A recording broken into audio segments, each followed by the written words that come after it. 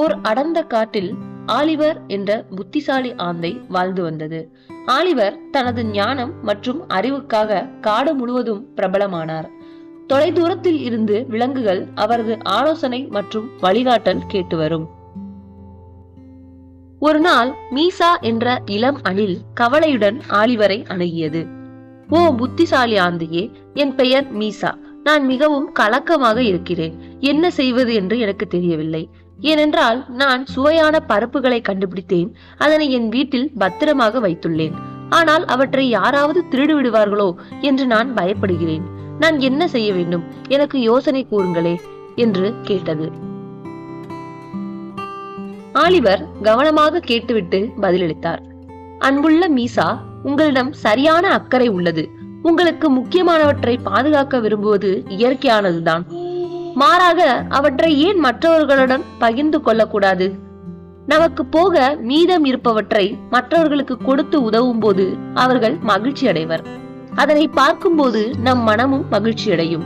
எனவே இல்லாதவர்களுக்கு உங்களுடைய சிறு பங்கினை கொடுங்கள்.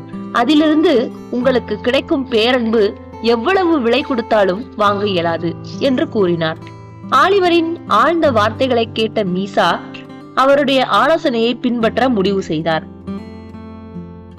அவர் தனது சக வன உயிரினங்களை தன் வீட்டிற்கு விருந்துக்கு அழைத்தார். அவர் கிடைத்த மிகுதியை பகிர்ந்து கொண்டார். அவர்கள் ஒன்றாக அமர்ந்து சிரித்து அரட்டை எடுத்துக் கொண்டிருந்த போது சமூகம் மற்றும் நட்பின் உண்மையான மதிப்பை மீசா உணர்ந்தார். அவர் தனது நண்பர்களின் ஆதரவை பெற்றிருந்ததால் தனது வீட்டிற்குள் திருடப்படுவதை பற்றி அவர் கவலைப்படவில்லை. நாட்கள் வாரங்களாக மாறியது. மீசாவின் பெருந்தன்மை வன விலங்குகளை நெருக்கமாக்கியது.